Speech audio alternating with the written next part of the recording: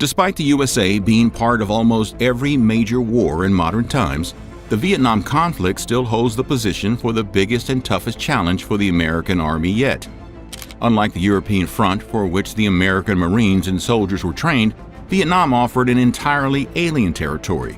There was no war front to advance, no safe region to defend, not even a well-defined theater in which to operate. Vietnam War soldiers endured many hardships and faced many problems. While most of these challenges could be explained, some didn't make any sense. These inexplicable mysteries are still creeping in the minds of veterans, experts, and the historians of the Vietnam War. I know I've heard it said that in the Second World War, the combat veteran had maybe 40 days in combat, whereas us guys in Vietnam, we had about 240 days out of our 1 year that we spent there. Welcome to Nutty History, and today, let's take a look at the creepy mysteries of the Vietnam War, which are still baffling the world. Viewer discretion is advised for this video, as some of this video may be offensive or disturbing. We, the makers of this video, in no way support or condone the actions of the subjects featured.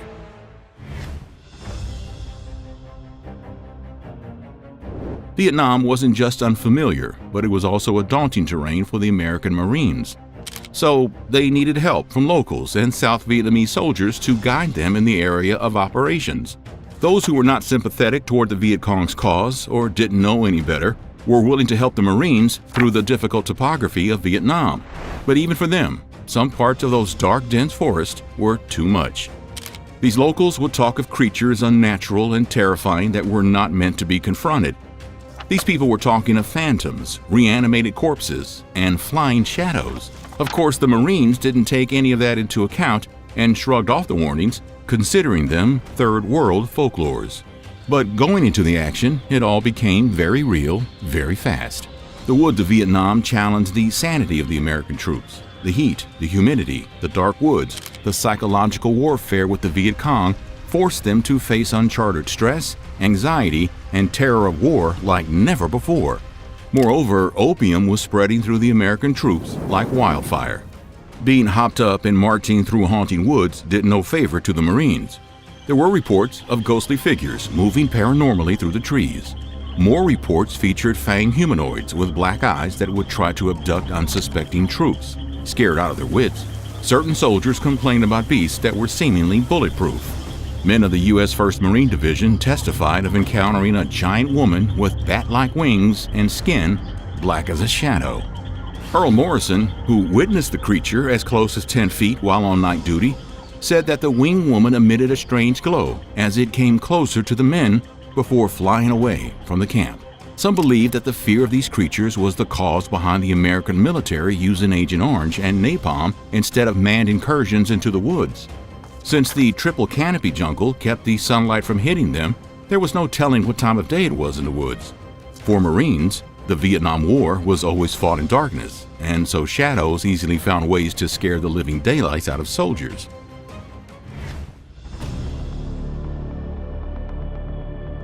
Flight 739 disappeared somewhere between Guam and the Philippines on March 16, 1962, and there was never a trace found. There was no wreckage, no records, and after 2 months of no clue of the whereabouts of the plane, the 107 passengers of the concerned flight were declared deceased. Now you must be wondering how that connects back to the Vietnam War. Families of the victims that were aboard the missing plane claimed that the 107 men on the unfortunate flight were soldiers deployed to the Vietnam War. Interestingly, the official record of the flight states that the plane has nothing to do with the war effort, and until now there haven't been any word from any official government department confirming that the men on board had anything to do with any military mission. The government files do validate that some of the men on the vanished flight were either communication advisors or supply sergeants, but family members of the victims claim otherwise. They point to a list of hand-picked mission members that were assembled from military bases across the country. Also, certain files about the passengers and the flight that were given to the family members of the victims were heavily redacted. The report by the Civil Aeronautics Board claims that the plane was in fact heading for Saigon. It had no cargo and it was carrying 93 Americans. 3 personnel from South Vietnam's military, and the rest were the crew. The eerie element of the incident is that there was never a distress signal. Nobody from the plane tried to establish radio communication, and there was no report of anything ominous either. The plane just stopped responding. A Liberian tanker reported an explosion that they witnessed along the plane's flight path, but an investigation found no crash site, no sign of an explosion, no remains, and no sign of disturbance at all. The family members of the missing soldiers have been trying to get the names of victims on the Vietnam Memorial Wall in Washington, but eerily, the authorities have been silent on the subject matter. Flight 739 was scheduled with 2 flight crews, a captain, first officer, second officer, 2 flight engineers, and 2 navigators, 4 cabin crew, and they had 96 passengers for a flight from Travis Air Force Base in California to Saigon in South Vietnam. 93 of the passengers were jungle-trained Army Rangers, primarily highly trained in electronics and communications. The other 3 were members of the Armed Forces of Vietnam. The flight crew, 5 men and 4 women, were all civilians.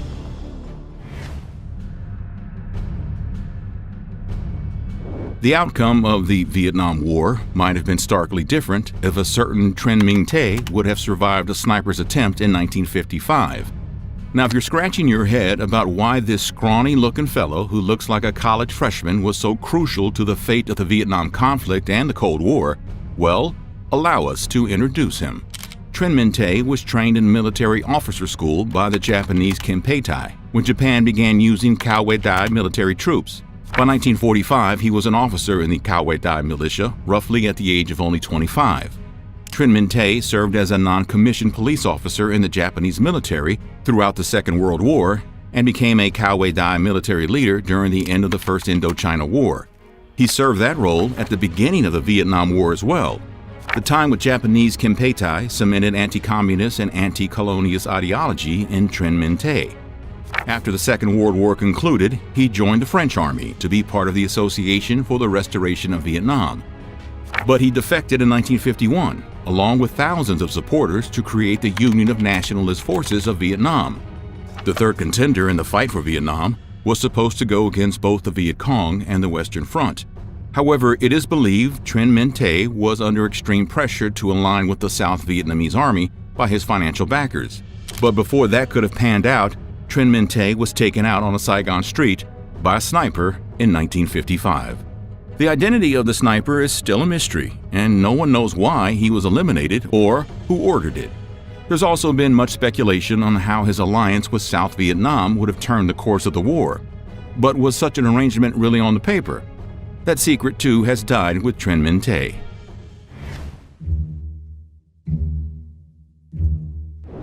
George W. Bush's military service was dragged into the spotlight during his election campaign in 2000 and 2004 as well. The attention brought to the records highlighted the sketchy elements, and certain parts of it being missing created a hotbed of speculation. Also, certain parts of these records contradict themselves. The payroll records seem to project that W. reported for duty at Ellington Air Force Base in 1973, but the medical reports dating the same date, May 2nd, does not seem to agree. More records have indicated that his attendance at the Air Force Base in Texas was dodgy at best. It wasn't just a matter of being on and off. He was actively trying to get a transfer, which was initially declined, but was finally approved anyway. His qualifications were not at best either. A far cry from the accolades that superior officers later showered on him, calling him an exemplary and dedicated pilot. There's also the question of the year, wherein his whereabouts are not accounted for at all. It is also evident that his celebrity status, unlike his service logs, were well documented. Even his commanding officers arranged to have pictures shaking his hand. So there is a question mark at the end of the sentence.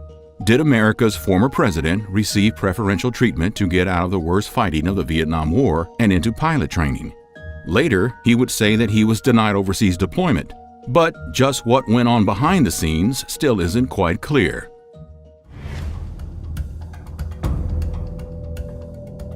As much as Americans were spooked by the ghost stories, they also tried to take advantage of Vietnamese superstitions. With the help of South Vietnamese volunteers, American military personnel recorded some incredibly eerie voices that were then played throughout the jungles. The tape, which is now infamous as Ghost Tape Number 10 and is available on YouTube, was widely used under Operation Wandering Soul. But did it really strike fear in the hearts and souls of enemies? Well, the results are considered dubious at best.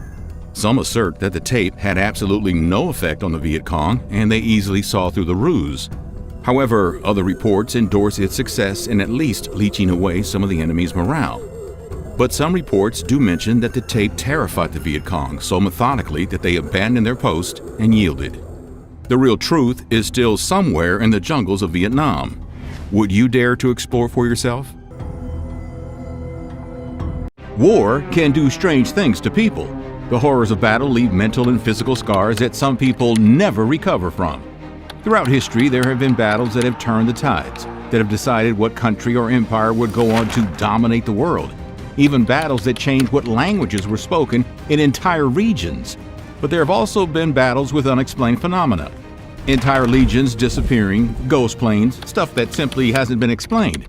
From Bigfoot in Vietnam to a battle stopped by a meteor, to one that was fought against UFOs, here are some of the creepiest mysteries of the world's greatest battles.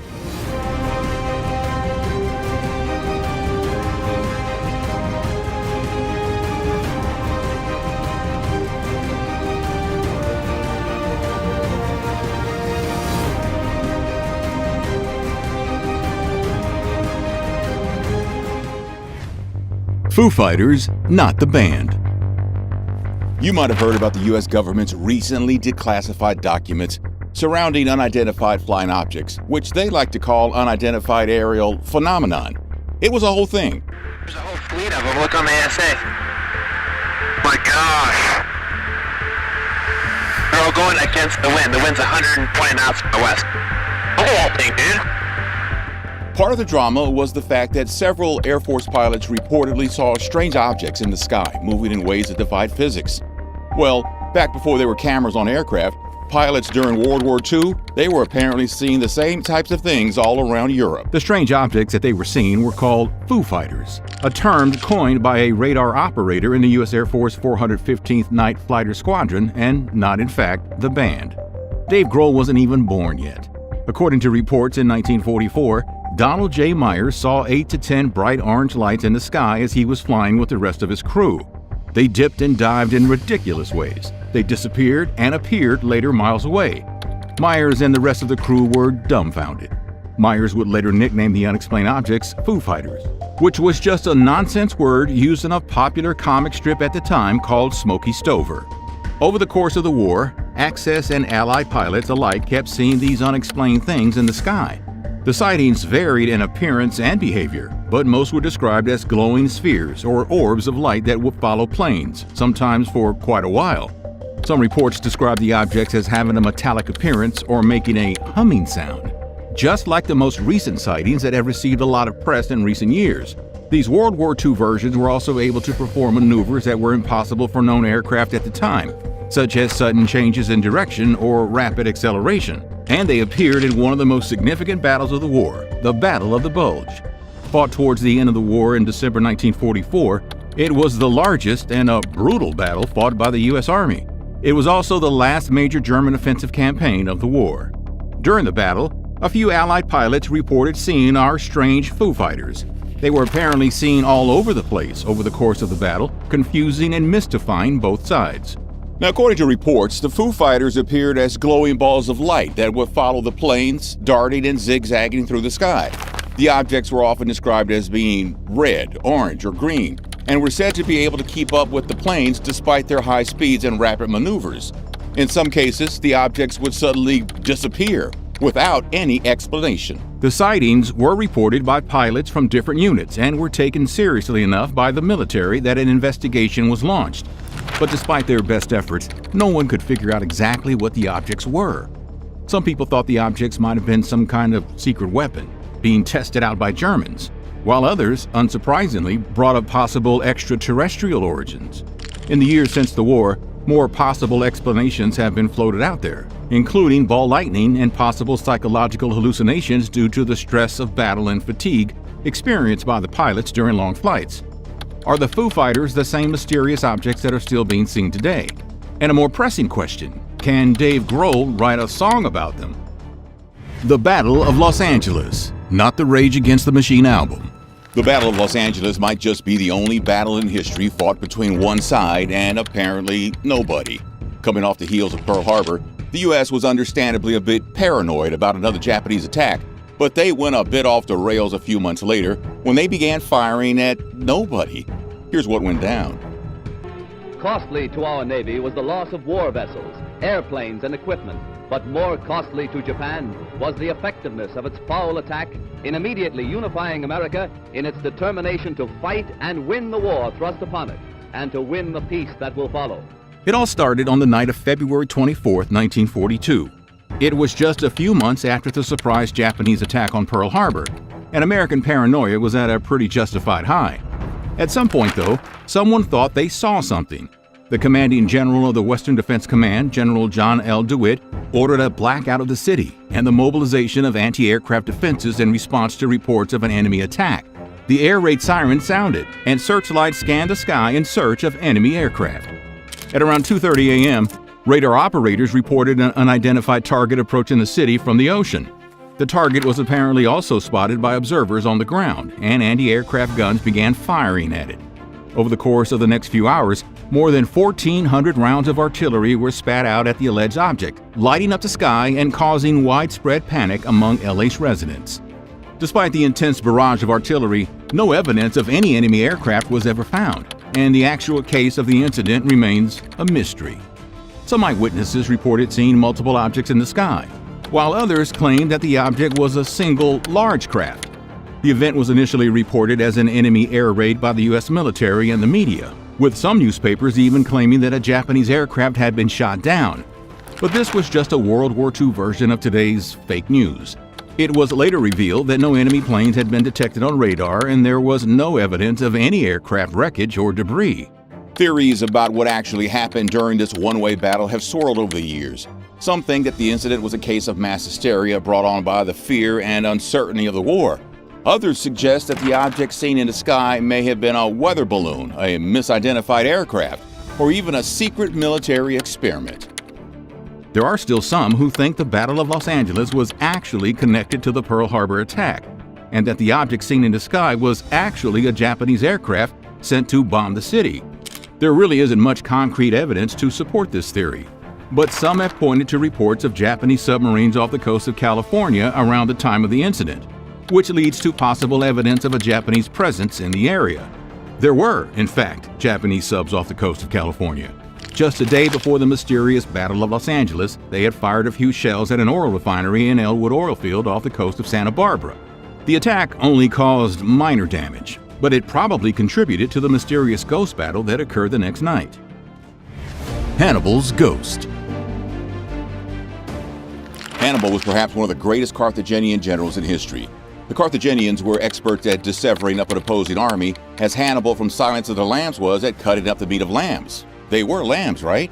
Definitely not people, right? The filet mignon of Hannibal's, the General Hannibal's career, probably came in 216 at the Battle of Cannae in what's now southeast Italy during the Second Punic War.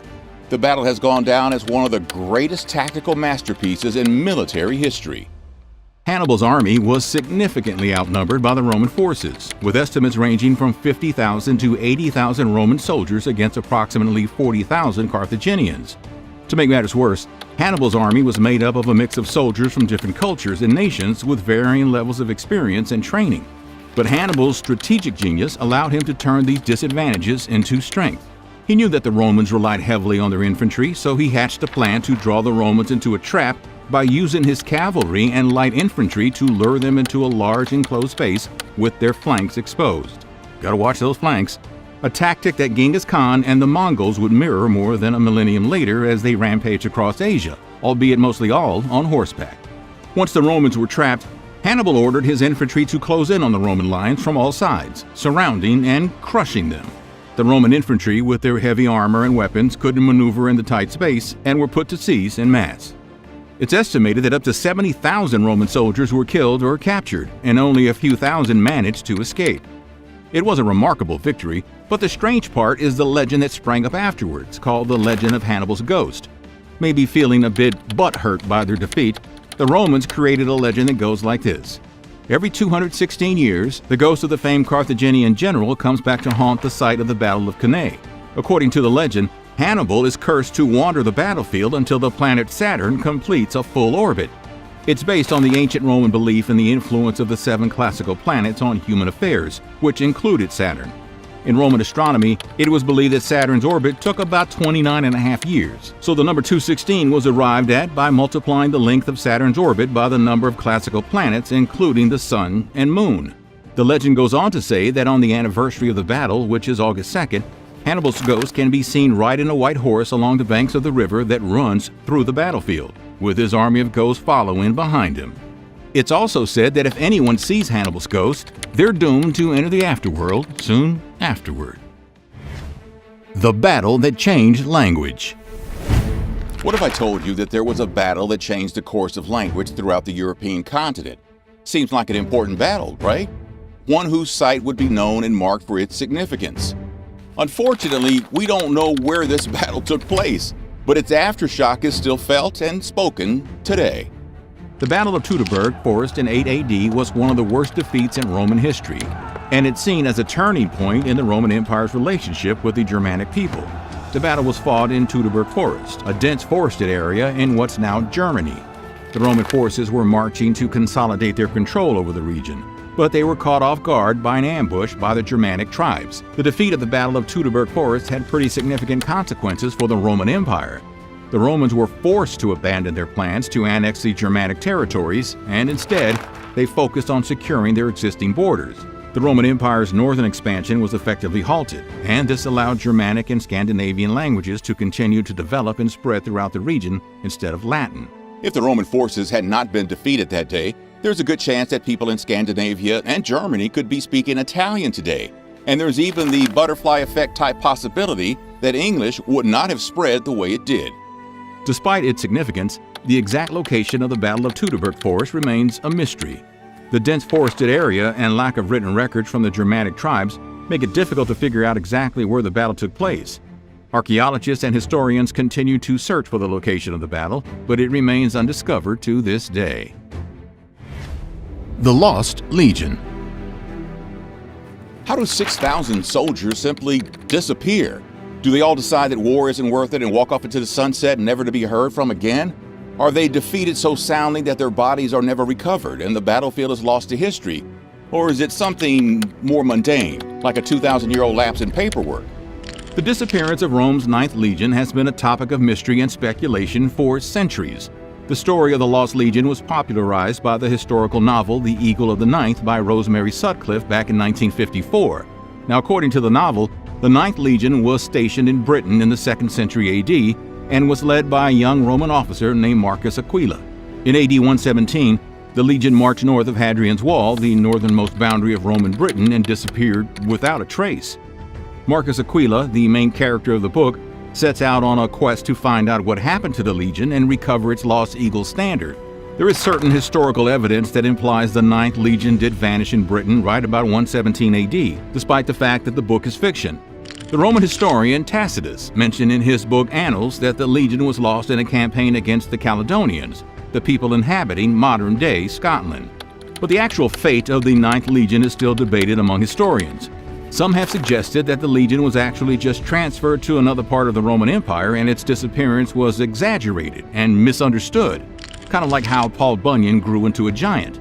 Others have speculated that the legion were killed in battle or suffered from disease or starvation. In recent years, archaeological evidence has shed some light on the fate of the 9th Legion. Inscriptions at an old Roman legionary base in the Netherlands suggest that the 9th might have been stationed there after 120 AD. One of them simply says that the legion was there. Another refers to a soldier from the 9th who was stationed there. A third mentions the legion by name and says that it participated in some campaigns in the region. Dating inscriptions that are nearly 2,000 years old to prove that the legion was or wasn't there before or after 120 AD is a tricky thing though, and questions still swirl. Other archaeological evidence has suggested that the 9th Legion may have been sent to the Middle East or other parts of the Roman Empire. But there's still no concrete answer as to what happened to the Legion, and the mystery remains unsolved. The Vanished Battalion. A more modern version of the Lost Legion took place during World War I. This time a lot fewer men went missing, but it happened a little over 100 years ago as opposed to nearly 2,000 years ago. The mystery of Celtic Wood, as it's become known, might be the most mysterious case of soldiers gone missing in modern warfare. It started with the Battle of Polkapelle, which was fought on October 9, 1917 in Belgium. During the battle, the 10th Battalion of the Australian Imperial Force was assigned to capture the heavily defended Celtic Wood near the village of Passchendaele in Flanders. The 10th Battalion managed to capture the wood but suffered heavy casualties in the process. The battalion was then ordered to hold the position against German counterattacks. But when backup came to relieve them, they found no sign of the battalion. 71 men had disappeared, leaving behind only abandoned equipment and empty trenches. And that 71 is depending on who you believe. Other reports claim that 37 men disappeared. The discrepancy has been chalked up to clerical errors in reporting missing soldiers. Apparently, the term missing can be interpreted in different ways on the battlefield. Some reports may have used the term to refer only to soldiers whose bodies could not be recovered, while others may have included soldiers who were captured or lost in the chaos of battle. Searches of the area were conducted, but no trace of the 10th was found. Some soldiers reported hearing faint cries for help coming from underground, leading to speculation that the battalion had been put to premature burial in German countermines. But later searches of the area didn't uncover any evidence of this. To this day, the fate of the soldiers of the 10th Battalion remains a mystery. Theories abound, ranging from the battalion being captured and killed by the Germans to the possibility that they were simply lost in the chaos of battle. However, despite extensive investigations, no conclusive evidence has ever been found to explain their disappearance. Vietnamese Bigfoot? Bigfoot gets around. Sightings of the legendary creature inhabit the folklore countries all over the world. You've got Bigfoot/Sasquatch in North America. You've got the Yeti in the Himalayas, the Yowie in Australia, the Almas in the Caucasus. There are even rainforest versions, the Mapinguari in the Amazon, and the Orang Pendek in Indonesia. And there were apparently multiple sightings of one in Vietnam during the Vietnam War. The creature in question has been dubbed the rock ape or the Batutut. They've been described as being roughly human-sized and covered in reddish brown or black fur and stalk the jungles of Vietnam. Most of the sightings of these mysterious rock apes were by U.S. troops stationed in the jungles during the war, and they reportedly made cameos in a couple of battles, including the Battle of Tam Quan in 1965 and the Battle of Quezon in 1968. But one of the strangest accounts came from a 1966 battle at a place called Hill 868 in Quang Nam Province. The Marine unit stationed there reportedly saw movement in the brush nearby and assumed it was Viet Cong, but it quickly became clear that it was a group of 6-foot-tall ape-like creatures covered in hair with long arms and muscles that would make Arnold Schwarzenegger blush. Things get weirder from here. Instead of using the guns they clearly had available, the soldiers, for whatever reason, decided it was a better idea to throw rocks at the rock apes. The plan backfired, though, as the rock apes picked up the rocks and started throwing them back at the soldiers, who were forced to retreat. When support arrived, they found a bunch of injured soldiers and apparently a couple of rock apes, but there's no photographic evidence that they actually ever existed. In any event, the incident became known as the Battle of Dong Dinh. It's a story that has been told and retold by soldiers who served in Vietnam, but there isn't much hard evidence to support its veracity. Some have suggested that the creatures may have been misidentified or mutated primates, while others believe it could have been soldiers in makeshift ghillie suits. Whatever they were, the story of the Battle of Dong Dinh has become part of the lore of the Vietnam War and the legends of the rock ape. There are also stories that the rock ape is a supernatural creature, with some Vietnamese soldiers believing that they were guarding sacred sites in the jungle. Some U.S. soldiers even reported that the rock ape had supernatural powers, like the ability to disappear or to create illusions, kind of like an abracadabra thing. Pearl Harbor Mysteries. These next two are mysteries surrounding the Japanese attack on Pearl Harbor. Well, one of them is a mystery. The other is what you could call an eerie premonition. Maybe one of the only things more frightening than a battle is the fact that someone can predict exactly how that battle would unfold. Let's start with the guy who predicted the Pearl Harbor attack. Lieutenant Pete Ellis was a Marine Corps officer that had a reputation for being unconventional and unorthodox. He was stationed in Guam in 1915, and in the 1920s he began studying the Pacific and the Japanese, convinced that the U.S. would one day be drawn into a war with Japan. Ellis traveled extensively throughout the Pacific, studying the culture, language, and military tactics of Japan. In 1921, Ellis wrote a report called Advanced Base Operations in Micronesia, which outlined a scenario for a surprise Japanese attack on the U.S. Pacific Fleet anchored in Pearl Harbor. Unfortunately, Ellis's predictions were not taken seriously at the time.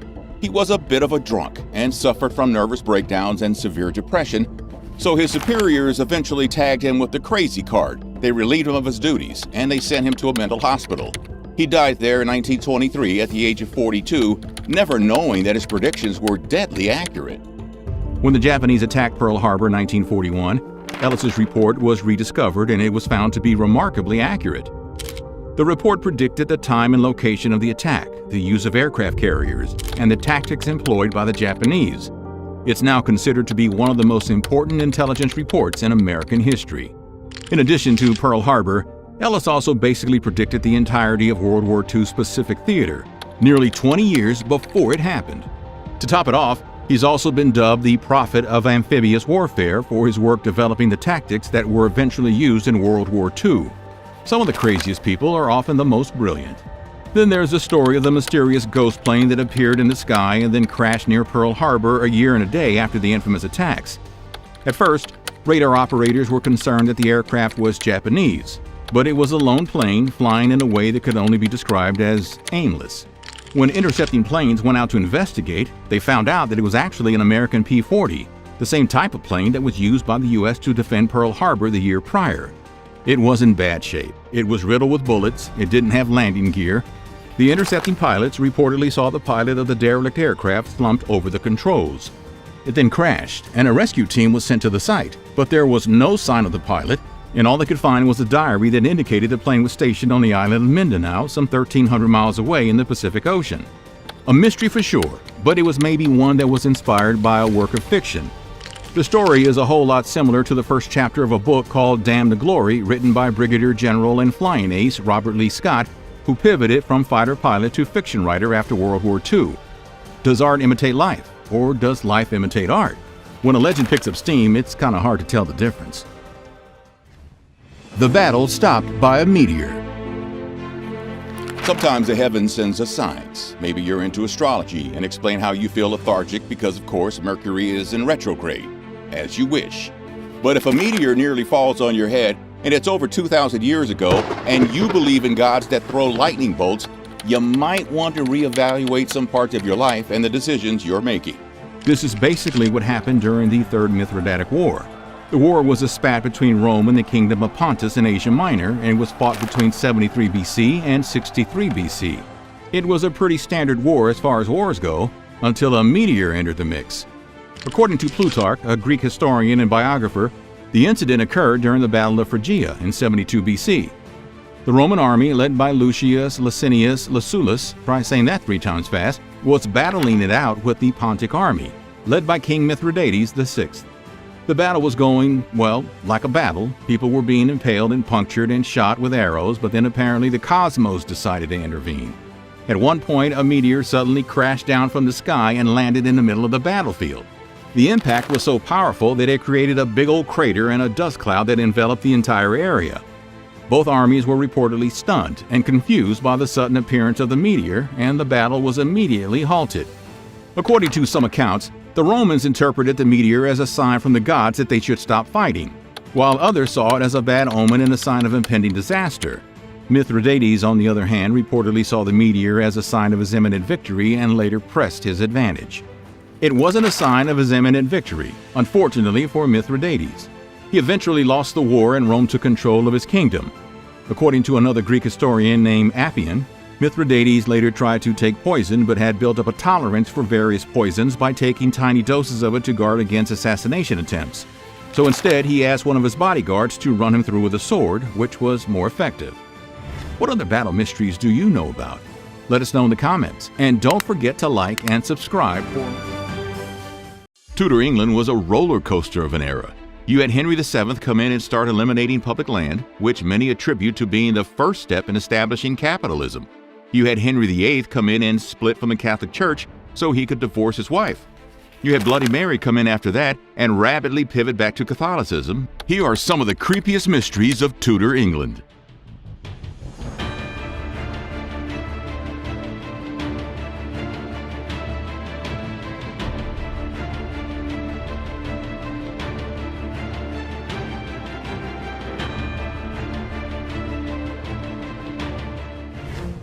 The Princes of the Tower. The disappearance of the deposed child King Edward V and his brother Richard, often referred to as the Princes in the Tower, remains one of the creepiest and high-profile mysteries in English history. In 1483, following the death of their father, King Edward IV, the young boys were placed in the Tower of London by their uncle Richard, Duke of Gloucester, supposedly so Edward could prepare for his coronation as the king. They were never seen again, and no one has yet figured out what happened. After the death of Edward IV, a power struggle ensued between Richard, the Duke of Gloucester, and the boy's mother's family, the Woodvilles. Richard had plans to take the throne for himself, and the sneaky bugger, is that British enough for you? The sneaky bugger had Parliament declare the marriage between Edward IV and Elizabeth Woodville invalid, and their kids, the young Ed and Rich, illegitimate. He then claimed the throne for himself as Richard III. The young princes, who were 12 and 9, were placed under Richard's protection, still in the Tower of London, but then, poof. At first, there wasn't much thought given to what happened to the boys. But as time passed, rumors began to circulate. Speculation grew, fueled by the controversial reign of Richard III and his pretty quick ousting after his defeat in the Battle of Bosworth in 1485. After Henry Tudor's victory and ascension to the throne as Henry VII, stories started to emerge that Richard III had ordered the murder of the young princes to secure his hold on power. The main source for this theory is the account written by Sir Thomas More, who was born several years after the events. More claimed that Richard III had ordered the hit, alleging that they were smothered with a pillow. But More's account might be a bit biased. He was a Tudor sympathizer, writing during the reign of Henry VIII, and given Henry's tendency to remove the heads of people who crossed him, More probably wanted some brownie points for painting Richard III in a negative light. Then, in 1674, during the reign of Charles II, a renovation of the Tower of London revealed 2 small skeletons buried under a staircase. At the time, it was widely believed that these were the remains of the princes in the tower. The skeletons were reburied in Westminster Abbey, and a monument was put up to commemorate them. Mystery solved, right? Well, the bones were re-examined in the 20th century, and the results were inconclusive. They couldn't say for sure that they belonged to little Edward and Richard. The skeletons were apparently too small to come to a conclusion. Too small? Hey, size matters. Also, the remains haven't been subjected to modern DNA testing to confirm their identities. The mystery surrounding the disappearance of Edward V and Richard remains unsolved, and various theories and alternative explanations have been put forward. While the Richard III offing them theory is still probably most likely, others have floated theories that they were secretly smuggled out of the tower and lived a life in hiding, or that they simply died from illness. Henry VIII's mysterious will. You know, with all the mystery and controversy and bloodshed that surrounded the court of Henry VIII during his lifetime, one of the strangest mysteries of all came after he died. His last will and testament has been the center of endless debate over the years. Debate that's been endless because of the fact that the original copy has been lost. First of all, Henry VIII's will went through multiple revisions and alterations. They all were made during the very last days of his life, when his mental and physical health were slipping away fast. The changes introduced uncertainties and contradictions that left room for different interpretations of things. It's thought that Thomas Cranmer, the Archbishop of Canterbury, and Thomas Seymour, brother of Jane Seymour, they were pretty involved in shaping the final version of the document to advance their own political agendas. Both were prominent Protestant reformers who were looking to secure their own positions and advance the Protestant cause. Their involvement has raised questions about their motivations and where they manipulated the document to serve their own interest. Another controversial aspect of Henry's will was the issue of succession. By bypassing his daughters Mary and Elizabeth, who were the eldest, and instead going with his young son Edward as his heir, Henry departed from the traditional line of succession. The decision was seen as favoring Protestant interests and securing the Protestant direction of the English Reformation. The exclusion of Mary, who was a devout Catholic, also created a whole lot of conflict down the line when she eventually became the Queen. The alterations in Henry's will had significant legal and constitutional implications too. The document established a precedent for monarchs to exert their will over the line of succession, bypassing the traditional order. It also raised questions about the authority of Parliament in matters of succession and the extent to which a monarch could dictate the future of the kingdom. But suspicions of tampering with the will and the crazy butterfly effects that they had for the next century, which was marked by ongoing tensions between Catholics and Protestants, may never be proven because the original copy was lost. Don't drink the soup. If you were around during the reign of Henry VIII, you might not have wanted to drink the soup made by a cook named Richard Roos, or maybe it was fine. We still aren't sure whether this obscure cook deserved one of the most horribly ironic death sentences in the history of death sentences. In fact, Anne Boleyn herself might have ordered it. The trial and execution of Richard Roos in 1531 was a bubbling pot of speculation and exaggerated justice. Roos was accused of poisoning the soup of John Fisher, the Bishop of Rochester, a staunch Catholic who was very much opposed to Henry VIII's efforts to annul his marriage to Catherine of Aragon and marry Anne Boleyn. The trial and subsequent execution of Roos were politically charged and served as a warning to anyone who dared to challenge the king's authority. Richard Roos was a cook in Fisher's household. In February 1531, Roos allegedly poisoned a pot of porridge or soup that was then served up to the bishop and several other people at the house. Now, for some reason, Fisher didn't eat that day, but about 17 other people did, and for 2 of them, it was the last meal they ever ate. Sure hope that soup was at least good. Upon discovering the poisoning, the authorities arrested Roos, who was later put on trial for his alleged crime. The trial took place in March 1531 at the Guildhall in London. Roos was charged with high treason, as poisoning someone to death was retroactively made an act of treason against the king. And by retroactively, I mean that Henry VIII, apparently quite afraid of being poisoned himself, literally issued a decree that made the act treason while Roos was awaiting trial, a trial that would never come to court. There were apparently witnesses who claimed that Roos had confessed to the crime, and others who testified about the effects of the poisoning. Roos, on the other hand, claimed that he thought the white powder he put in the soup was a laxative and was meant to be a joke. The thing is, though, Roos never testified. We don't know if he ever really said this. There's also speculation that he wasn't even the cook in the bishop's household. And like I said, there wasn't even a trial. Crazy, huh? Henry had pushed the whole case through quickly, suspiciously quickly, equating murder with treason against the king, which helped him out a lot in the years to come, when he used this new precedent to end anyone who opposed him. In the end, the ultimate joke was on Roos. He was found guilty of treason and he was sentenced to a gruesome, very rare, unusual, and ironic form of punishment. He was to be boiled alive. The soup poisoner quite literally became the main ingredient in his own soup. On April 15, 1532, Roos was taken to Smithfield, a public punishment site in London. They had those back then. A large cauldron was filled with boiling water, and Roos was submerged in it. It took 2 hours, and he was reportedly dunked 3 times. Like a donut. Then there's the idea that Anne Boleyn or members of her family ordered the hit and set Roos up. The bishop was opposed to Anne marrying Henry after all, and getting him out of the way would have been beneficial to her becoming the queen. It would also explain Henry's crazy reaction to the whole event. Was he trying to cover something up? No evidence of Anne's involvement has ever been uncovered, but the speculation has persisted over the centuries. Elizabethan plots. When Elizabeth I came to power in 1558 and started doing everything in her power to make England Protestant again, there were a lot of Catholics who were not happy. Bloody Mary had tried her bloodiest to punish as many Protestants as possible during the previous 5 years.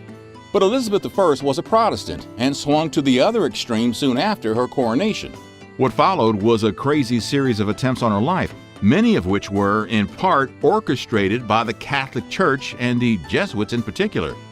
4 of the most famous plots were the Babington plot, the Ridolfi plot, the Throckmorton plot, and one called the Essex coup. I mean, it's a miracle that Elizabeth made it past her coronation. Elizabeth herself claimed that there were hundreds of plots to take her out, many of them allegedly planned by Jesuits. First up in our long line of attempts on Elizabeth's life, we have the Ridolfi plot. The event was named after Robert Ridolfi, an Italian banker and merchant who was the main player in an attempt to dethrone Elizabeth I and replace her with Mary, Queen of Scots.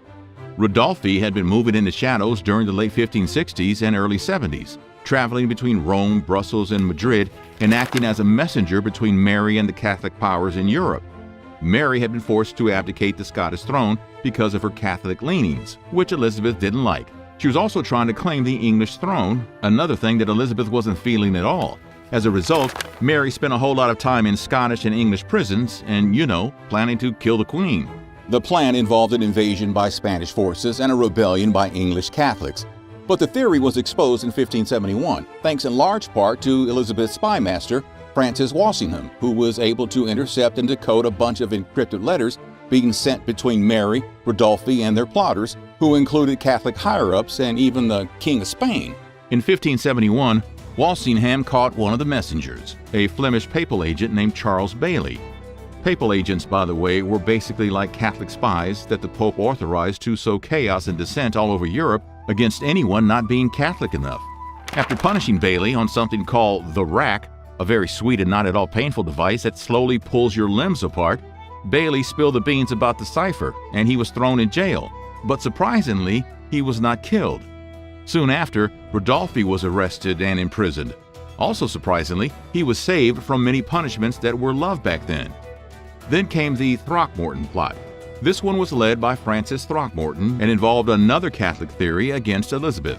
Throckmorton, a prominent Catholic sympathizer, wanted to overthrow Elizabeth by killing her and replacing her with Mary, Queen of Scots. This plot involved the coordination of a French invasion and support from the Catholic nobility in England. But the theory was uncovered in 1583 thanks to the efforts of Sir Francis Walsingham's network of spies. Throckmorton was arrested, interrogated, and sent to death for treason.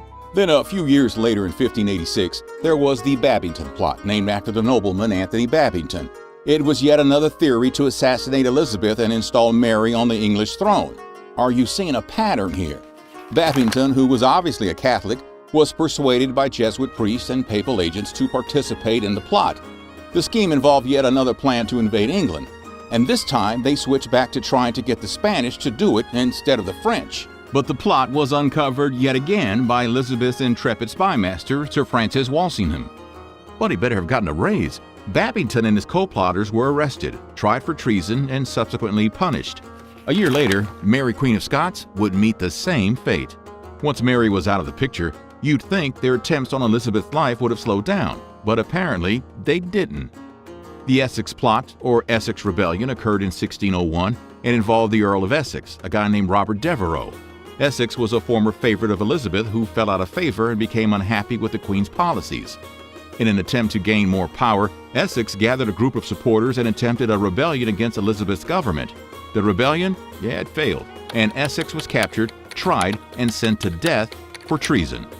Elizabeth I probably had more lives than a cat, and she can thank the fact that she died of illness at the age of 69 instead of at the gallows or because of a punctured wound from her spy master extraordinaire, Sir Francis Walsingham. Monastery Mysteries. The reign of Henry VIII was also marked by the widespread destruction of the monasteries across the kingdom, and with them the loss of some pretty valuable relics and manuscripts. One of the most famous mysteries is the legend of the Glastonbury thorn. That's a type of hawthorn tree that was said to have sprung miraculously from the staff of Joseph of Arimathea upon his arrival in Glastonbury. The tree apparently only bloomed twice a year, during Christmas and Easter. It was clearly aware of Jesus. But after the dissolution of the monasteries, including Glastonbury Abbey in the 1530s, the Glastonbury thorn vanished. While some cuttings were preserved and replanted, the original tree disappeared. The dissolution of the monasteries involved the seizure and dispersal of tons of valuable religious relics and treasures that had been accumulated within their walls over the centuries. Many of these items, including saintly relics and artifacts, were lost or destroyed. The fate of these relics and treasures is often the subject of speculation, with some suggesting that they were sold, melted down, or simply lost over time. And who doesn't love a good secret chamber? Some monks or nuns who resisted the dissolution or tried to protect sacred items and manuscripts went into hiding. It's thought that some hidden chambers and secret passages were dug out within the monastic buildings to hide valuable items. The exact locations of these hiding places remains unknown, and a lot of treasures and relics might still lie undiscovered. The Vanished Colony. In the late 16th century, during the reign of Queen Elizabeth I, England was trying to establish colonies in the New World. In 1585, a group of settlers led by Sir Walter Raleigh established the English colony of Roanoke Island off the coast of present-day North Carolina. This initial settlement struggled and the colonists eventually returned to England. In 1587, another attempt was made to establish a permanent colony on Roanoke Island, known as the Lost Colony. This group of about 115 settlers, including men, women, and children, arrived under the leadership of John White. But almost as quickly as he arrived, White had to go back to England to seek out more supplies and support. He left behind his pregnant wife, Eleanor Dare, and a Native American ally named Chief Manteo. When White returned to Roanoke Island 3 years later, everyone had vanished. The only clue was the word Croatoan carved into a post and crow etched into a tree. Maybe, just maybe, he thought, they had journeyed inland to a place called Croatoan, Chief Manteo's homeland near present-day Cape Hatteras on the Outer Banks. But before he could conduct a search, a hurricane blew in, damaging his ships and forcing him to return to England. He'd never be back. White couldn't raise enough money to finance another trip, and the search mission fell into the hands of Sir Walter Raleigh. The explorer wasn't very interested in finding the colonists, though. If they continued to be declared missing instead of dead, he could keep his legal claim on Virginia.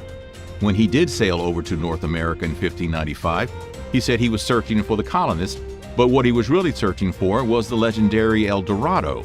He wanted to strike it rich. He sailed by the Outer Banks without even stopping to have a look. So we still don't know what happened to the lost colony. However, the discovery of a new lead in 2012 involving a map painted by John White could provide some clues. The map in question is called La Vernia Pars. It looks like your standard, not-so-accurate 16th century map of the New World, but hidden within it in invisible ink are the outlines of two forts. These hidden fort outlines offer a potential clue about the fate of the Roanoke colonists. One of the forts is about 50 miles west of Roanoke Island, which aligns pretty well with the distance the colonists had reportedly planned to move, according to John White's writings. This discovery suggests that the colonists may have up and moved there. The inclusion of invisible ink on the map was probably a measure taken by White to safeguard information about the colonies from potential Spanish spies. During this period, England and Spain were fighting a lot over who could steal the most land from the Native Americans. There was all kinds of spycraft going on. Spain reportedly even created a fake plan to destroy the Roanoke colony, which they then leaked to the British as a kind of misdirection campaign. White clearly didn't want Spanish agents to get their hands on a map that showed the location of two British forts. Still, though, the map doesn't prove anything. Maybe the colonists moved to one of these forts, but it's also quite possible that they were taken out by Native Americans. The Virginia colonists weren't exactly buddy-buddy with many of the tribes. Henry's missing wives. Henry VIII did have 6 wives, so can you blame him for forgetting where 2 of them were buried? Well, that's not exactly what happened, but the remains of Anne Boleyn and Catherine Howard, 2 out of the 6, respectively, have been lost to history. And like all those attempts on Elizabeth I's life, religion might be the culprit. Anne Boleyn, Henry VIII's second wife, was famously demeloned in 1536 on charges of adultery, treason, and jumping on the bed with her brother. After her killing at the Tower of London, she was buried in the chapel of St. Peter ad Vincula, within the Tower grounds, but nobody seems to know where exactly. There are a few reasons for the unfortunate loss of Anne Boleyn's remains. First, during the English Reformation, Henry VIII's Protestant regime tried really hard to suppress anything Catholic, which included the veneration of saints and relics. This led to the destruction of monastic institutions and the desecration of their associated burials, including Anne Boleyn's resting place. Second, during the reign of Henry's daughter, Queen Elizabeth I, who was also Anne Boleyn's daughter, there was a concerted effort to distance the monarchy from the controversial and scandalous legacy of her mother. Conveniently forgetting where her grave could have been was a good way to help out that cause. Catherine Howard, Henry VIII's 5th wife, was also separated from her head in 1542 on charges of adultery and treason, reportedly in the very same spot where Anne met her maker. After her death, her body was buried in the chapel of St. Peter ad Vincula alongside Anne Boleyn. But just like Anne, the precise location of Catherine's grave within the chapel is unknown. The chapel of St. Peter ad Vincula also underwent some renovations and repairs over the centuries, which may have disturbed or displaced the remains buried within. Time, plus the lack of accurate records, plus Henry VIII simply not really caring about the wives he very clearly wasn't fond of, further contributed to the loss of their final resting places. Despite efforts over the years by historians and archaeologists to locate and identify the graves of Anne Boleyn and Catherine Howard, including exploratory work within the Tower of London, their remains are still a mystery. Elizabeth's dead friend. The mysterious death of Amy Robsart, the wife of a guy named Robert Dudley and a close friend of Queen Elizabeth I, proved that while Elizabeth might have been able to escape a lot of attempts on her life, some of her friends and allies weren't so lucky. Amy Robsart's death occurred on September 8, 1560, at Cumnor Place, the residence she was staying at in Oxfordshire, England. Her demise was an unfortunate one. It was basically the Tudor-era version of the staircase. On the day of her death, Amy Robsart was found at the bottom of a flight of stairs in Cumnor Place, apparently having suffered a fatal fall. The circumstances surrounding her demise sparked a whole lot of suspicion and raised questions about foul play. Given her close association with Elizabeth I's favorite courtier, Robert Dudley, and the political climate of the time, theories and rumors quickly started swirling. Many suggested that Amy's death was a result of a theory to remove her from the scene, allowing Robert Dudley to pursue a romantic relationship with Queen Elizabeth I. Those in the Dudley did it camp said he would have been motivated by his desire for power and influence and may have orchestrated Amy's death to clear the path for his royal ambitions. But no direct evidence linking Dudley to Amy's staircase tumble has ever been found, and the official investigation at the time concluded that her demise was accidental. The circumstances surrounding Amy Robsart's death and the subsequent speculation it generated have inspired numerous works of fiction, including Sir Walter Scott's novel Kenilworth. These fictional retellings often depict her death as a murder driven by jealousy and political intrigue. What other creepy Tudor mysteries do you want to learn about? Let us know in the comments, and don't forget to like and subscribe for more nutty history. Napoleon, the general turned dictator who subjugated Spain, parts of Italy, Germany, Poland, and a few other territories, is a guy who's gotten a lot of press. He was short, right? Towering at 5'6", he was actually a bit taller than your average 19th century Frenchman. Mystery solved. But here are some creepier mysteries about the French general that still have historians scratching their heads.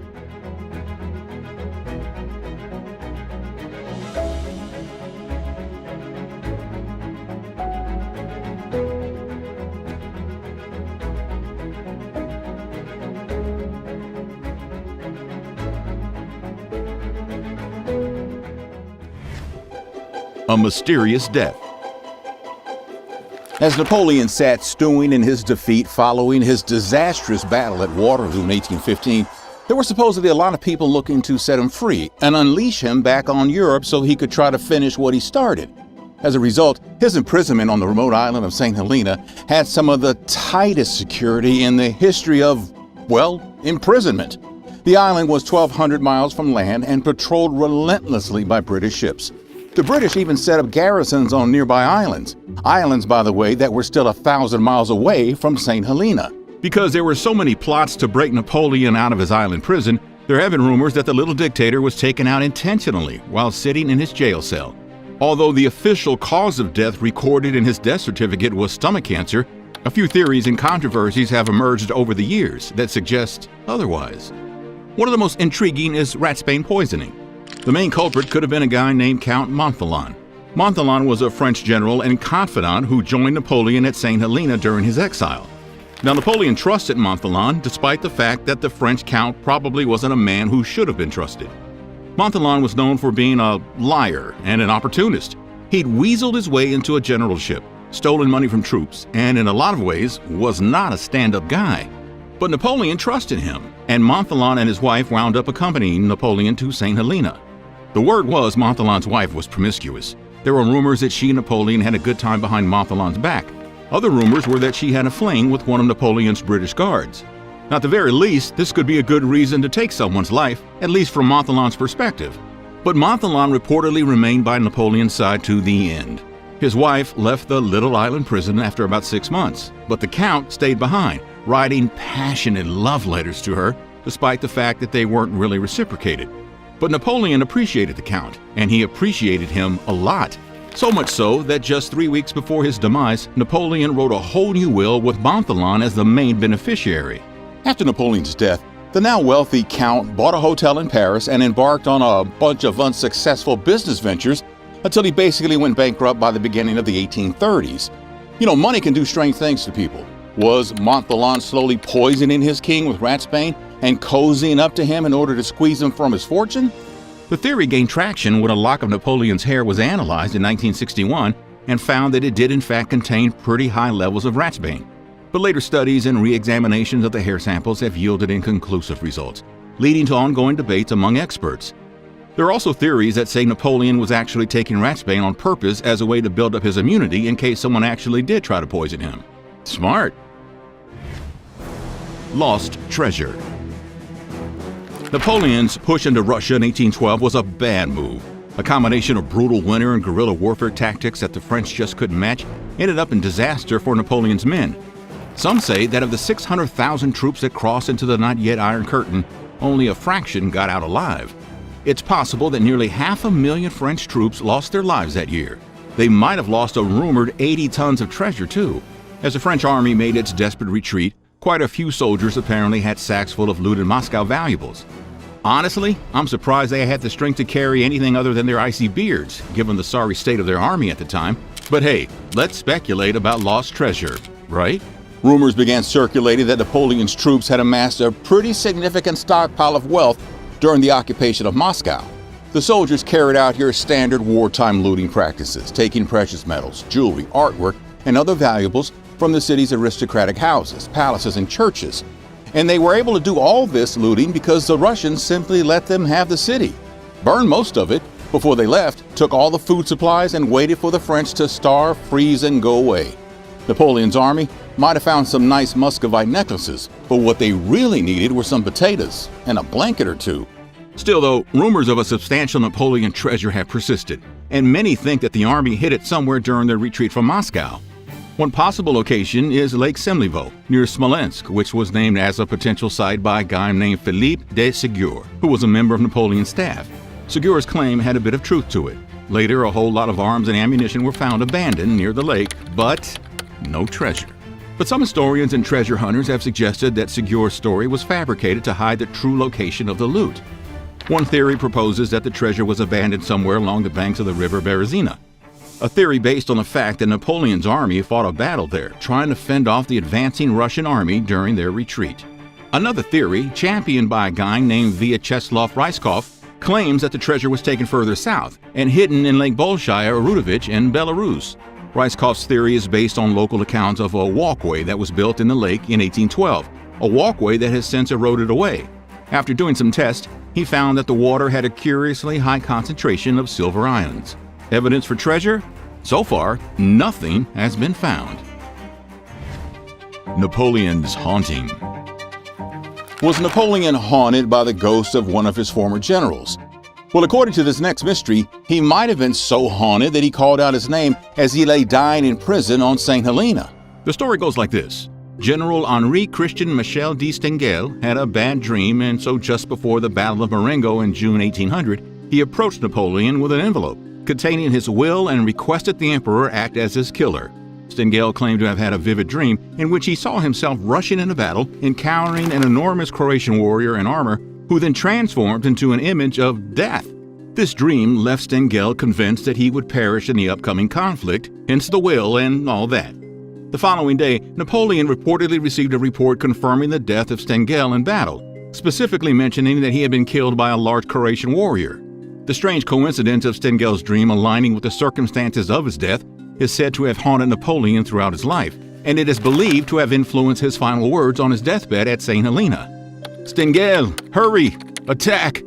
The only problem with the story, though, is that Stengel apparently died in a battle 4 years earlier. Napoleon didn't mention Stengel shortly before dying, but his name probably wasn't in his last sentence.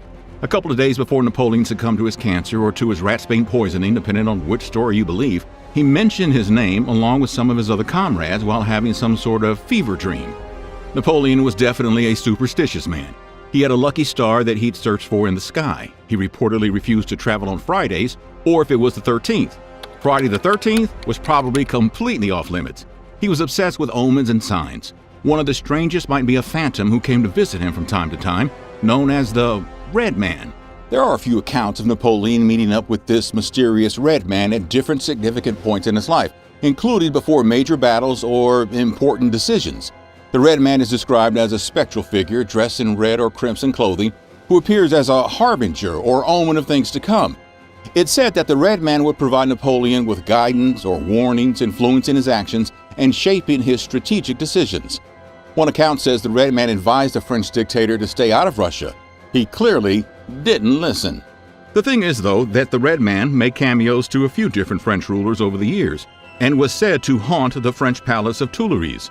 He showed up at critical moments during the lives of Catherine de' Medici, Henry IV, and Louis XIV, so Napoleon wasn't that special. The poisoning. There are rumors that Napoleon was poisoned on St. Helena, but there are also rumors that Napoleon did his fair share of poisoning as well. In May 1799, Napoleon's forces found themselves besieged in the town of Jaffa during their campaign in Egypt. When it became necessary for Napoleon to retreat, he made arrangements for transporting the wounded soldiers in order that those suffering from disease should be left behind to prevent anything nasty from spreading around within his own ranks. The story goes that Napoleon told the doctor in charge, a guy named Nicolas de Jeannette, that it would be more humane to euthanize the sick men with Anti rather than abandoning them to the Turkish Mamluk forces, who were known for their brutal treatment of prisoners. However, de Jeannette refused to carry out the suggestion. Thwarted by the good doctor, Napoleon didn't off his own troops and instead left a rear guard to protect the sick soldiers, hoping they'd be rescued by the advancing English forces that the French were fighting. But apparently the Mamluks were a bit more ruthless. It was a good move, I guess. Some of the men were indeed saved by the English after the retreat. But the incident was a bad look for Napoleon. Rumors started to circulate, amplified by French officers and soldiers captured by the enemy, suggesting that Napoleon had personally ordered the poisoning of hundreds of men in Jaffa. Napoleon railed against these accusations for the rest of this reign. He even commissioned this painting showing him nobly visiting the sick troops in Jaffa to help show everyone what a good guy he was. Napoleon's death mask. Funeral masks or death masks have been around for millennia. The ancient Egyptians made them. One of the most famous is King Tut's golden funerary mask. In ancient Rome, aristocrats would have molds of their faces made while they were still alive so they could be made into statues after they passed away. Makes sense. Napoleon also had a death mask made. But the circumstances behind how it was made and where it ended up are veiled in mystery. When Napoleon kicked the bucket while in prison at St. Helena, there were a few people surrounding his deathbed. One of them was a French doctor named Francois Carlo Antomarchi. Another was a British surgeon named Francis Burton. One of them made a cast of the French emperor's face, and honestly, look at it. Maybe it's the fact that Napoleon was gaunt and wasted away when he died, but he kind of looks better than those pudgy paintings of him we're used to seeing. Anyway, one of these doctors made a cast, but we're not sure who. Some say that Dr. Antomarchi was the guy who cast the original mold, called a parent mold. Others say it was Dr. Burton. In the Dr. Burton made it version, his cast was apparently stolen by a woman named Madame Bertrand, who was one of Napoleon's attendants while he was imprisoned. Madame Bertrand reportedly broke off some pieces of the mask and left the British doctor with only the ears and a piece of the back of Napoleon's head. Burton then tried to sue Madame Bertrand, but the lawsuit failed. Bertrand wound up selling a copy of the mask to Dr. Antomarchi, who eventually moved to Cuba. It's said that one of these first copies still sits in the Museum of Santiago de Cuba. Dr. Antomarchi also made his way up to New Orleans, a city with a ton of French heritage. But in the chaos of the Civil War, the mask disappeared, but was saved in the nick of time by a city treasurer while it was being taken to the dump. Yet another copy has ended up in a museum attached to the University of North Carolina. But just how original these casts are is still a mystery, given all the unknowns surrounding the original. The plan to give Napoleon South America. If history unfolded a little differently, a lot of people in South America could today be speaking French, and Napoleon might have been the emperor of a massive South American empire that spanned Chile, Argentina, and Peru. Sir Thomas Cochrane had one of the most audacious prison break plans in history. Cochrane was a British naval officer and adventurer, a guy who earned the nickname El Diablo in South America, and the Sea Wolf by Napoleon and the French. He was an impressive naval tactician, despite the fact that he had to flee the UK in 1814 after he was accused of manipulating the stock market for his own personal gain. He ended up gaining Chilean citizenship and played a big part in the revolutions in Chile and Peru that saw them become independent from Spain. Then he moved over to Brazil and helped lead their navy in their fight for independence from the Portuguese. But before all that, on his way over to South America from London with the Chilean ambassador who recruited him for the job, Cochrane had an idea. Napoleon had just recently been sent to St. Helena. Why not make a little detour, break the little dictator out of jail, and set him up to rule a unified South American empire that could potentially become one of the most powerful in the world? Cochrane figured that by freeing Napoleon and placing him at the head of a powerful South American empire, he could mess with the European balance of power and establish a new order in the region. He was also probably spurred on by the fact that his homeland had basically bankrupted him and imprisoned him for a bit because of his less savory business endeavors. Installing Britain's enemy one as the head of a sparkly new South American superpower would be great payback. Unfortunately for Cochrane, the Chileans on board the ship were not on board with this plan. They didn't make the detour and Napoleon wasn't busted out of jail. But imagine if it became true. Now that's a question I need answered. Broken nose? Napoleon's campaign into Egypt was relentless. He and his army laid waste to the legendary Mamluk army that had wrestled control of Egypt away from the Ottoman Empire. During the Battle of the Pyramids, Napoleon's army bombarded Egypt with cannon fire, and in the process, denosed the famous Sphinx. Well, that's how the legend goes, anyway. The problem, though, is that this probably never happened. The best evidence against Napoleon's role in the mysterious disappearance of the Sphinx's nose is an oil painting by Danish naval captain and explorer Frederick Louis Norden. The painting, which he created a few decades before Napoleon ever went to northern Africa, shows the Sphinx noseless. Need more proof? There are some other historical accounts and depictions from various sources predating Napoleon's expedition that depict the Sphinx without its nose. For example, French scholar Dominique Vivant-Dinard created a sketch of the Sphinx in 1798 during Napoleon's campaign, showing the monument without a nose. Now, as far as I know, no one got a good sketch of Napoleon or one of his generals sending a cannonball into the Sphinx's face. Then there's the Arab historian al-Makrizi, who lived in the 14th and 15th centuries. A few hundred years before Napoleon was ever born, he noticed that the Sphinx didn't have a nose. What do you think? Was Napoleon the reason why the Sphinx was noseless? Fake Napoleon. But if you believe the story of a guy simply named Emil Mercer, Napoleon in prison wasn't really Napoleon at all. It was a fake Napoleon who was somehow swapped out to take his place in St. Helena, while the real Napoleon donned a fake beard and fled to Italy to sell glasses. What?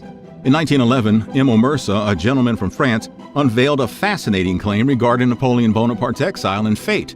According to Mercer's account, Napoleon's journey to St. Helena was a ruse, as he arranged for a look-alike named Francois-Eugene Robuch to take his place. Mercer contended that Napoleon, seeing that Robuch looked a whole lot like himself, orchestrated a switch that would make any stunt double blush. Robuch, somehow agreeing to the scheme, ended up on the remote island of St. Helena to waste away the last 6 years of his life and die under dubious circumstances. The real Napoleon, meanwhile, got himself a long fake beard and escaped to Verona, Italy, where he established a modest shop specializing in selling spectacles to British travelers. But Napoleon could never be content merely selling spectacles. He still wanted to be the king of Europe. Driven by his unrelenting ambition, Napoleon hatched a daring plan to reclaim power. He snuck back to France and tried to infiltrate the imperial palace, where his unsuspecting son now reigned as king. Unfortunately for the real Napoleon, a vigilant sentry discovered him during the unauthorized break-in. Refusing to reveal his true identity or explain his presence, Napoleon met a tragic fate when the sentry, unaware of the significance of the man before him, ended him on the spot. It's a wild story, and unfortunately one that has absolutely no proof to back it up. But you gotta admire the dedication of this guy, Emil Mercer. He even got the story published in a Montreal newspaper in 1911. Finding Cleopatra? Did Napoleon find Cleopatra's tomb? Napoleon's campaign in Egypt, which took place from 1798 to 1801, aimed to establish French influence in the region and disrupt British trade routes to India. The expedition included a whole contingent of scholars, scientists, and artists who documented and studied Egypt's ancient monuments, culture, and history. As a result of this wave of French brainpower being unleashed upon Egypt, a massive series of books, known as the Description of Egypt, was published. It was a monumental work that contained 23 volumes and around 10,000 pages. A light read. Ironically, the publication of the Description d'Egypte, as it's called in French, sparked a wave of fascination and Egyptomania throughout Europe. Attention that, while captivating the imaginations of people all over the world and sparking what became known as Egyptmania, also led to widespread looting and the destruction of a whole lot of ancient Egypt's precious artifacts. The story goes that during his campaign, Napoleon allegedly discovered Cleopatra's tomb and ordered her remains to be brought back to France. According to the story, the remains were stored in the Louvre Museum in Paris, that is until around 1940, when a museum guard unknowingly dumped Cleopatra into a sewer. Uh-oh. Now, the story has never been verified, but maybe it's the reason no one has ever found Cleo's tomb. Do you have any other strange facts about Napoleon? Let us know in the comments, and don't forget to like and subscribe. There's dumb, and then there's dumb. You've all probably heard of the Darwin Award-style stupidity of people launching themselves off cliffs with homemade rocket cars, but there have been some incredibly dumb leaders and influential figures throughout history. Folks who have led armies into doomed battles, been dragged through forests by deer, and kicked the bucket on the toilet. And a lot of these dummies have some less than savory backstories. Here are creepy things you didn't know about the dumbest people in history.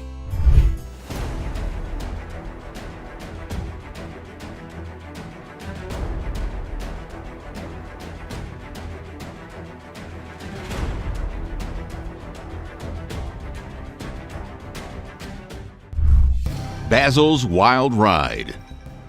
It takes a certain kind of stupidity to somehow get your belt caught in the antlers of a deer while out hunting, and then get dragged 16 miles through the forest. But it also takes a scary kind of cutthroatedness. Is that a word? Savagery. Whatever. It takes a pretty mean person to off his own mentor and basically steal the throne of an empire for himself. Basil I, also known as Basil the Macedonian, ruled the Byzantine Empire from 1867 to 886 AD. He's been generally regarded by historians as a capable ruler who implemented some important reforms and stabilized the Byzantine Empire. But he was a pretty ruthless guy, and the way he died could have made it into the Darwin Awards. Basil initially served as a trusted advisor and friend to Michael III, who was the Byzantine emperor at the time. Michael III was no saint himself. There are accounts that he was a bit of a drunk. I mean, his nickname was Michael the Drunkard, so there's probably a good bit of truth to that. But despite his love of the sauce, Michael was apparently a pretty good mentor to Basil, who came from a poor background and rose to become one of the most powerful guys in Byzantium. Basil was an Armenian who moved from a small village in Thrace to Constantinople, where he began making a name for himself as a wrestler and horseman. His chariot skills eventually caught the eye of Michael, and the emperor eventually made Basil the guardian of the imperial bedroom. Now that's a funny sounding title that was actually quite important.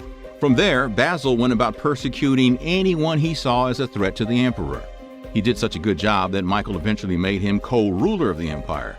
Pretty crazy and unprecedented move. At his coronation, Michael stated that it is my will that Basil, who is loyal to me and definitely won't have me punctured to death in 16 months, should be the guardian and manager of my empire and should be proclaimed by all as Basilius. Unfortunately for Michael, Basil wasn't happy with the co-part of the deal and had Michael meet his maker a year and a half later while he was sleeping in his bed. You can almost taste the irony of Basil's initial guardian of the imperial bedroom title. But Basil's bad karma would come back to haunt him and drag him through a forest on the antlers of a deer. Check this out. One day, while out on a hunt, and I don't know how this is possible, but apparently it happened, Basil's belt got caught in the antlers of a deer. Maybe he shot the poor animal, and thinking it was dead, the emperor sauntered up to it to admire his work. But before he knew it, the deer was up, antlers up, its antlers snagged in Basil's trousers, and it pranced off through the woods, dragging Basil along for the ride, for 16 miles. He was eventually freed by an attendant who cut him loose with a knife. But Basil, always suspicious, thought the attendant may have had ulterior motives, and Basil had him killed shortly before the emperor succumbed to his own injuries and died in August of 886. The king who spawned tabloids. Tabloids are everywhere these days. Gossip about celebrities is all the rage. Who's seen who? Why this relationship is falling apart? What scandalous thing did this person do? 20 reasons why you should drop everything and focus on why Gwyneth Paltrow named her daughter Apple. It just never ends. The whole tabloid industry got started in early 19th century England with a king so dumb that people simply couldn't look away. Let's just say King George IV wasn't frugal. His reign was characterized by extravagant indulgence and excessive spending on all kinds of personal luxuries, art, and architecture. He commissioned the Royal Pavilion in Brighton as basically his pleasure palace, known for its unique Indo-Saracenic architectural style typical of Britain's Indian colonialism. His lavish lifestyle and expensive taste earned him a less than savory reputation. One of the most infamous scandals during his reign was his troubled and highly publicized marriage to Caroline of Brunswick. The couple's relationship was pretty contentious from the start. They were married in 1795, but George IV was apparently repulsed by Caroline and refused to live with her. They lived separate lives, and their relationship quickly deteriorated. In 1820, when George IV ascended to the throne a few years after his father had been declared insane, he tried to divorce Caroline on the grounds that she committed adultery. He basically said something along the lines of, "You bimbo, you hath had illegitimate child, and doth be sleeping around throughout England." But the whole thing kind of backfired on the king, and his attempt to divorce Caroline turned into a public spectacle. Caroline was quite popular with the people, and her trials became widely followed by the public. In the end, the divorce proceedings failed because of the lack of evidence and the sympathy the public had for Caroline. The scandal surrounding the failed attempt to divorce Caroline severely damaged George IV's public image. He became increasingly isolated from the people and faced widespread criticism and ridicule. His reputation as a hedonistic and extravagant ruler, coupled with his failed personal life, didn't do much to help the monarchy's standing. And then came the tabloids. Advancements in printing tech and growing literacy rates led to the proliferation of newspapers catering to a wider audience. The newspapers of the time were often politically aligned and focused on reporting serious news and political discussions. But George and his escapades were like a bad movie you couldn't look away from, and the press quickly realized the commercial potential of catering to people who couldn't look away from bad movies. A new kind of journalism popped up. Newspapers started featuring sensational stories about the royals, including the king's relationships, his lavish lifestyle, and his controversies. These stories often had a gossipy and scandalous tone, appealing to readers' curiosity and desire for titillating information. Publishers recognized the commercial value of these stories, and newspapers began to compete with each other for readership by focusing on sensationalism, personal scandals, and celebrity gossip. This shift in approach led to a change in the tone and content of reporting, which laid the foundations for the development of the modern tabloid industry. Thanks a lot, George. Cannonball! You ever wanted to impress your significant other? What did you do? Buy some flowers? Take them out for a nice dinner? Maybe go on a trip somewhere exotic? Well, back in 15th century Scotland, one king wanted to impress his missus so badly that he ended up dying because of it. During his reign in the 15th century, James II was known for his passion for artillery and military tech. But things went a little too far. An unfortunate incident unfolded involving a cannonball and the king's legs. Now, according to the story, James II organized a demonstration of artillery capabilities as entertainment for his wife, Queen Mary. The event was meant to showcase the power and precision of cannons, highlighting their importance in warfare. Sexy, huh? During the demonstration, the king apparently stood too close to the cannons, disregarding safety precautions. Uh-oh. He was the king after all, and no lowly engineer or whoever was in charge of safety would ruin his day. Tragically, one of the cannons misfired or malfunctioned. The cannonball, instead of firing straight ahead, reportedly veered off course and struck the king, severing or severely injuring his legs. The injuries were so bad James II succumbed to them shortly after the incident. Now, I'm not sure how impressed Queen Mary was with that. Lord Cardigan's cardigan. First up, we have a guy who had a piece of clothing named after him. But despite people who think the cardigan may look dumb, Lord Cardigan's decisions during the Crimean War were even dumber. Lord Cardigan, whose full name was James Thomas Brunel, was a British military officer who was most notorious for his role in ordering the ill-fated charge of the Light Brigade during the Crimean War. The charge took place on October 25, 1854, during the Battle of Balaclava, and it didn't go well. I mean, we'll get into the guy's fashion sense off the battlefield and his promiscuities later, but first, war.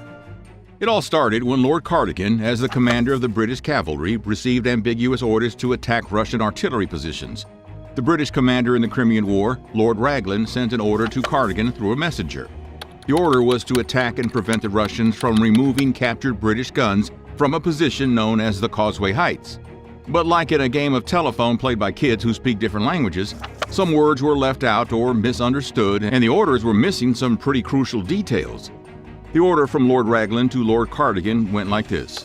Lord Raglan wishes the cavalry to advance rapidly to the front, follow the enemy, and try to prevent the enemy carrying away the guns. Troop horse artillery may accompany. French cavalry is on your left. So Lord Raglan basically wanted Lord Cardigan to launch an assault, despite his lack of commas and his vague sense of direction. Happy the French cavalry was on the left. But we might have a classic case of do shoot the messenger here. The guy tasked with delivering the order accidentally delivered a note that lacked the crucial phrase, "to the front," which clarified the intended direction of the charge. Without this pretty important piece of information, Lord Cardigan interpreted the order literally and understood it as a command to charge directly at the Russian artillery stationed at the end of the valley in front of them. The charge itself was a disaster. The Light Brigade had little chance of success against overwhelming Russian forces. The soldiers rode valiantly, but the attack resulted in heavy casualties. Out of around 670 men who participated in the charge, more than 270 were killed, wounded, or captured. The charge achieved very little in terms of its military objectives and was widely criticized as a futile and poorly planned action. But just look at Cardigan, leading the charge on his horse Ronald, clueless about the fate that awaits his brigade. And just look at Cardigan's cardigan flapping in the breeze, a majestic 1800s fashion statement that will live on long after the English lord. Well, all right, not entirely true. Cardigan didn't really wear his cardigan into battle, but his horse was named Ronald, and they both led and actually survived the ill-fated charge. But beyond his inept military decision-making, Lord Cardigan was also known for his eccentric fashion sense. He was often seen wearing extravagant and flamboyant outfits, which included brightly colored uniforms complete with accessorized hats. And of course, there were his famous knitted waistcoats. And beyond his fashion exploits, Lord Cardigan had an interesting personal life. He owned a yacht that he named the Lena, stationed in Balaclava during the Crimean War. Lord Cardigan oftentimes went ashore to seek the company of local women. I'm pretty sure they were turned on by his extravagant cardigans and his boat. Just picture Cardigan in nothing but swim trunks and a cardigan, wooing women on his yacht with stories about how he led one of the stupidest charges in history. The Drunk Pope. When you think of Pope, you probably think pious guy, white robes, fancy Pope-mobile, eloquent addresses from the Vatican, stuff like that. But this wasn't the case for Pope John XII. He took "thou shalt not covet thy neighbor's wife" to a whole new level. In 955 AD, Pope John XII ascended to CEO of Catholicism at the remarkably young age of 18. At the start of his papacy, John XII faced a lot of skepticism, both because of his young age and the fact that his election was probably influenced by his father, Alberic II, a Roman nobleman who kind of considered himself a self-stylized Prince of Rome and had some pretty grand ambitions for his son. During his tenure, John XII developed a reputation for, let's say, indulgence. He would throw some pretty wild parties, drink in excess, have all kinds of affairs, and generally just engage in pretty un-pope-like behavior. John's frat boy version of Catholicism drew criticism from both within and outside the church. One of the significant events during his papacy was the strained relationship with Otto I, who would later become Emperor of Germany. John XII initially supported Otto's rival, Berengar II, which was kind of a dumb move. John and Berengar conspired against Otto to have him ousted. Now, in response, Otto marched on Rome, captured the city, and convened a council in 963 that effectively deposed John XII from the papacy. Although he was technically still the pope, he really didn't care. John was off hunting in the mountains when Otto officially had him booted. Hopefully, the trip went a bit better than Basil's. So John was basically free to keep partying and enjoying the company of women. But his lifestyle would soon catch up to him. According to the account of Liutprand of Cremona, a medieval scholar, Pope John XII met a pretty drastic end while engaged in an adulterous encounter outside of Rome. Liutprand, known for his colorful and sometimes sensationalist descriptions, suggests that John XII's demise was either the result of apoplexy, aka a stroke, or at the hands of an outraged husband. According to Liutprand, Pope John XII was allegedly engaging in an illicit affair when he suffered a sudden stroke. This sudden health crisis could have been caused by things like high blood pressure or a ruptured blood vessel in the brain. Liutprand's account implies that an intimate encounter was intense enough to trigger a fatal brain pop. A life of excess, a death of excess. Liutprand also gives the possibility that John met a violent end at the hands of a vengeful husband. This version of events suggests that the Pope's adulterous actions provoked the wrath of a betrayed spouse, who got revenge for the infidelity. Apparently, John didn't read the Bible very closely. Caligula's absurdity. Caligula was a Roman emperor with a lot going on, and not in a good way. From getting far too close with his family members to appointing his horse to a high-ranking government position, to parading around with a seashell costume claiming he was the king of the ocean, here are the greatest hits of this monumental, imbecilic emperor who reigned from 37 to 41 AD. Caligula was said to have had intimate relationships with all three of his sisters, Julia Livilla, Agrippina the Younger, and Drusilla. He was especially close with Drusilla, who was his favorite sister, and he was apparently very close with her from a very young age. Caligula was so obsessed with Drusilla that he had her deified after her death and built a temple in her honor. Caligula didn't just keep it in the family, though. He spread his love around with other women, both married and unmarried, and with other men. He became particularly fond of taking the wives of other senators and powerful men, a move that would in part lead to his assassination just 4 years after he became emperor. Some say Caligula even liked to dress up in women's clothing and get friendly with his male courtiers. From cruel to unusual, let's move to downright crazy. One of the most bizarre stories about Caligula is that he wanted to make his horse, Incitatus, a consul. Caligula was apparently really fond of his little horse buddy and treated it like royalty. He reportedly gave Incitatus a marble stable with an ivory manger, a jeweled collar, and even a housekeeper to look after him. The story goes that Caligula became so impressed with his horse's abilities that he considered appointing him as a consul, which was one of the highest positions in the Roman Republic. A consul was a top government official who shared power with the Roman Senate, and the idea of a horse holding such a position was obviously absurd. It's not certain how serious Caligula was about making Incitatus a consul or whether he was just pulling some weird Roman prank. But either way, it's become one of the most well-known examples of Caligula's alleged madness and eccentricity. But wait, there's more. In 39 AD, Caligula decided to lead a campaign to conquer Germanic tribes in the Rhine region. The campaign was a failure, though, and Caligula's soldiers refused to cross the river, causing Caligula to retreat back to Rome in disgrace. To compensate for his military failure, Caligula decided to stage a triumphal procession anyway, pretending that he'd been a great victorious leader. He ordered his troops to gather seashells from the English Channel, which he claimed were spoils of a great naval victory over the people of Britannia. He also ordered his soldiers to collect war booty, like helmets and armor, even though they had never even engaged in any battles. Caligula then paraded through the streets of Rome wearing a breastplate covered in seashells and declared himself the conqueror of the ocean. He also demanded that a triumphal arch be built in his honor, and he had statues erected of himself throughout the city. This imaginary war and triumphal procession were seen as signs of Caligula's increasing megalomania and delusions. 2 years later, he'd be assassinated. He'd alienated and ticked off so many people by that point that it seemed inevitable. Now it's unclear whether or not his horse was involved. Ponzi scheme. While Charles Ponzi didn't invent the Ponzi scheme, the fact that it's named after him is pretty telling. His robbing Peter to pay Paul scam netted him millions of dollars. Some reports say that at one point he was raking in $250,000 a day. But nothing lasts forever, and Ponzi scheme very quickly blew up in his face.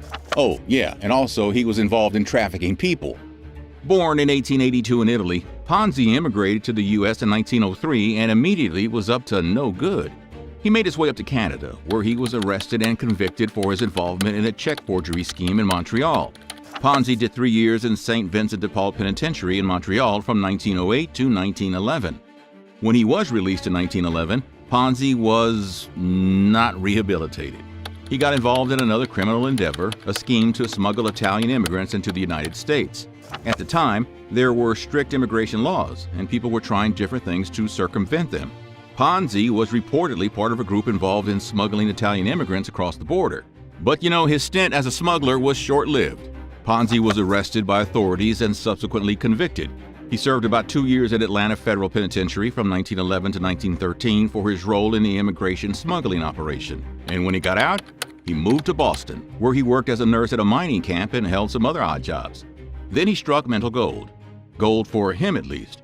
In the early 1920s, Ponzi claimed that he could take advantage of the price difference in international reply coupons, which were used for buying postage stamps. He promised investors super high returns of 50% within 45 days or 100% within 90 days.